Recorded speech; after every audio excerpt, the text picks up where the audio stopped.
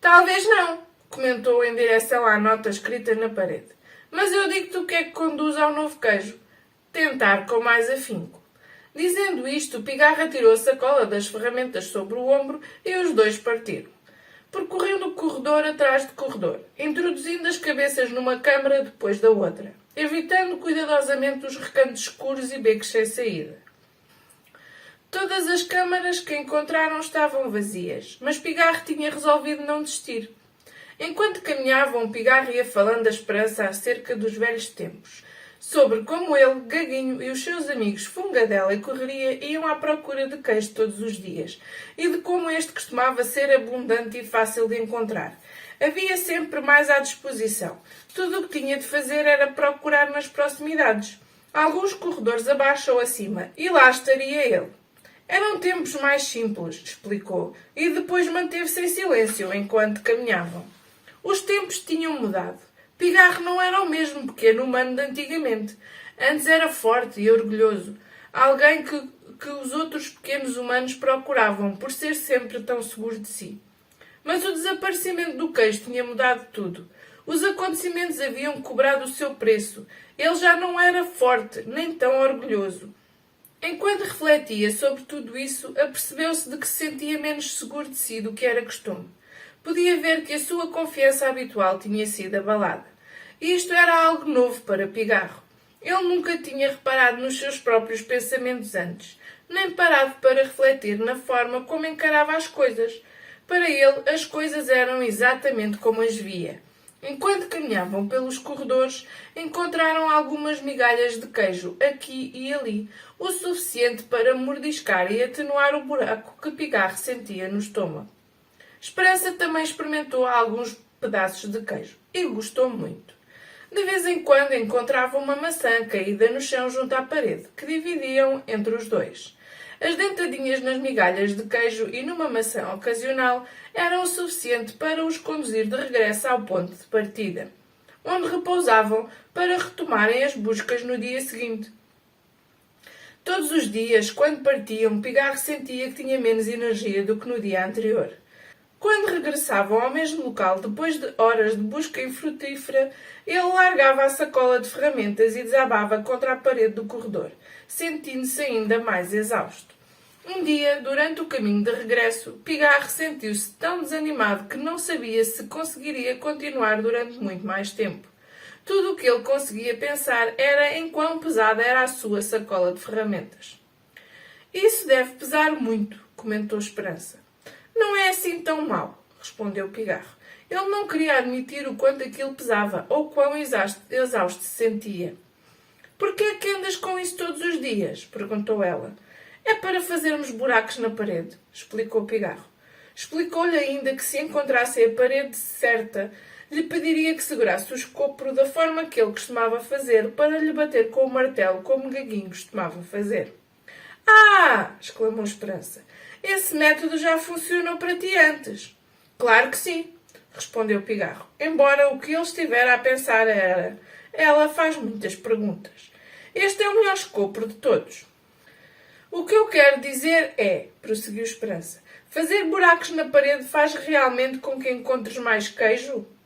Pigarro não respondeu. Sentia-se ofendido. Aquelas ferramentas eram boas.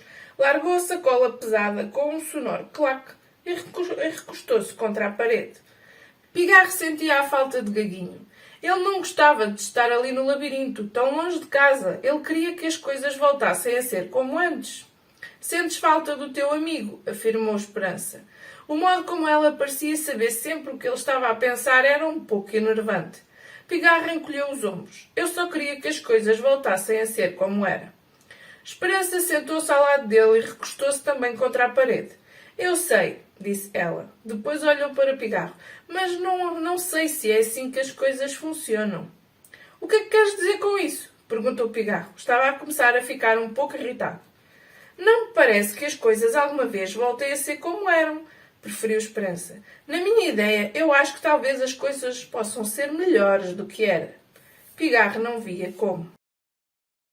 O nosso plano de tentar com mais afinco não está a funcionar, pois não? Perguntou Esperança delicadamente.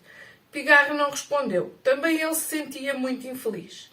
Talvez precisemos de uma estratégia diferente, acrescentou ela.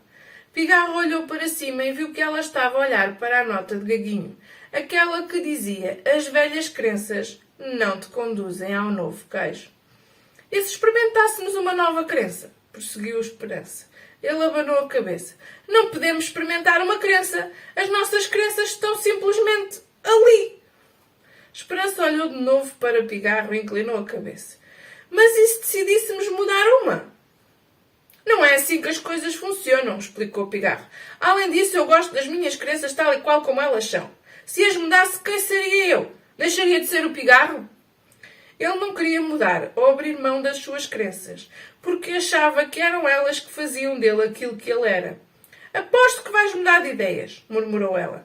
Porquê é que eu faria uma coisa dessas? Agora Pigarro começava a ficar exasperado. Eu gosto da minha mente tal como ela é.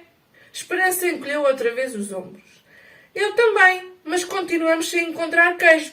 Pigarro não tinha uma resposta para isto. Ficaram os dois em silêncio por um minuto. Finalmente, Esperança pôs-se de pé e disse: Bem, boa noite, Pigarro. Bons sonhos. Vemos amanhã de manhã. Pigarro sentou-se contra a parede, com o sobrolho franzido. Ele estava a pensar naquilo que Esperança lhe tinha dito sobre o martelo e o escopro. Claro que abrir buracos na parede não lhes traria nenhuma vantagem. Não saberia ele já isso? Então por que continuava a arrastar consigo aquelas velhas ferramentas? Porque não sabia o que mais podia fazer. Era por isso. Jamais encontraria um queijo. Jamais encontraria o seu amigo Gaguinho. Morreria ali naquele corredor, com a sua inútil sacola de ferramentas.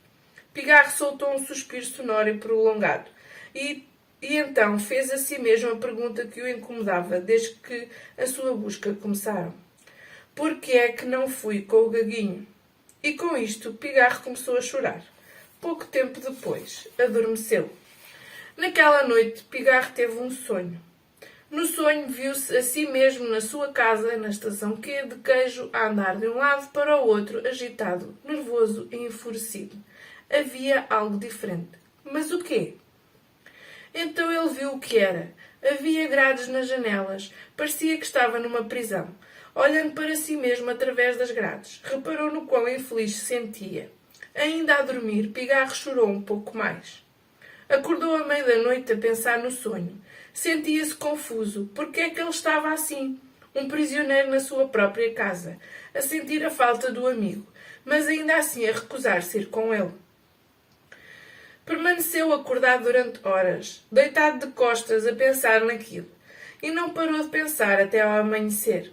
À luz da aurora, ele conseguia distinguir a nota que Gaguinho rabiscara na parede sobre as velhas crenças e o novo queijo. Talvez o Gaguinho estivesse certo, preferiu baixinho. Pensar em voz alta ajudava-o a tornar os seus pensamentos mais claros, especialmente os pensamentos mais difíceis, como os que estava a ter agora. Pensou no dia em que Gaguinho havia partido. Fazia já tanto tempo. O amigo tentara falar com ele sobre o que achava que precisavam de fazer, mas Pigarro recusara-se a ouvir. Eu tinha a certeza de que eu é que estava certo e que o Gaguinho estava errado, concluiu. Mas talvez eu não estivesse certo. Eu não confiava no Gaguinho, só confiava nos meus próprios pensamentos. De repente Pigarro sentou-se. Velhas crenças.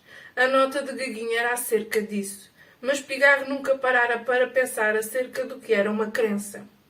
Agora ele achava que sabia.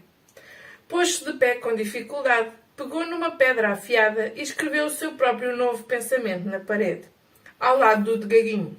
Quando terminou, desenhou uma imagem de uma das maçãs de esperança em redor da nota, para se recordar de que aquela nota era sua e não de Gaguinho. Uma crença é um pensamento que eu acredito ser verdade.